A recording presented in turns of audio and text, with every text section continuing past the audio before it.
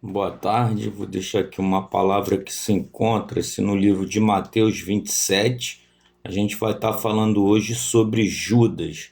Mateus 27, no versículo 3, fala: Quando Judas, que havia traído, viu que Jesus fora condenado, foi tomado de remorso e devolveu aos chefes dos sacerdotes e aos líderes religiosos as 30 moedas de prata e disse: Pequei, pois traí o sangue inocente. E eles retrucaram: Que os importa? A responsabilidade é sua. Então eu quero falar aqui um pouco de Judas. Judas, ele foi um dos apóstolos de Jesus Cristo, e Judas traiu o nosso Senhor Jesus Cristo com 30 moedas de prata. Só que no decorrer, quando Judas viu que o nosso Senhor Jesus Cristo ele foi condenado, Judas ele se arrependeu. Houve um arrependimento de Judas. Mas o que eu quero trazer aqui e deixar uma aplicação aqui para vocês. Não adianta ter a pessoa ter arrependimento, mas sem ser um arrependimento de fé. Ele teve aquele remorso, mas não teve um arrependimento verdadeiro.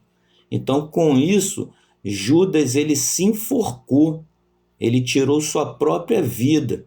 E aqui em João, no capítulo 6, no versículo 70, fala: Então Jesus respondeu: Não fui eu que os escolhi os 12, todavia um de vocês é um diabo.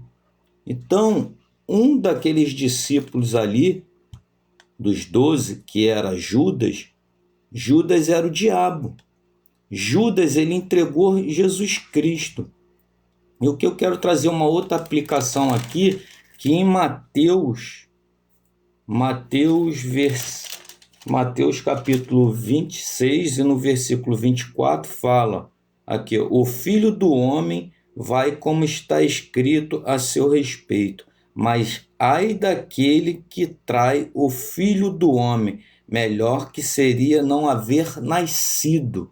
Então aqui em Mateus 26, no versículo 24, na palavra de Deus fala isso: ai daquele que trai o Filho do Homem, melhor não deveria ter nascido. Então Judas, ele próprio, ele achou o destino dele. O destino de Judas, no meu ponto de vista aqui, foi a condenação eterna. Judas já está condenado ao inferno, porque a própria palavra de Deus fala: ai daquele que trai o Filho do Homem. Judas traiu o nosso Senhor Jesus Cristo. E o final de Judas foi um final triste. O final de Judas, ele não houve um arrependimento verdadeiro. Judas se enforcou.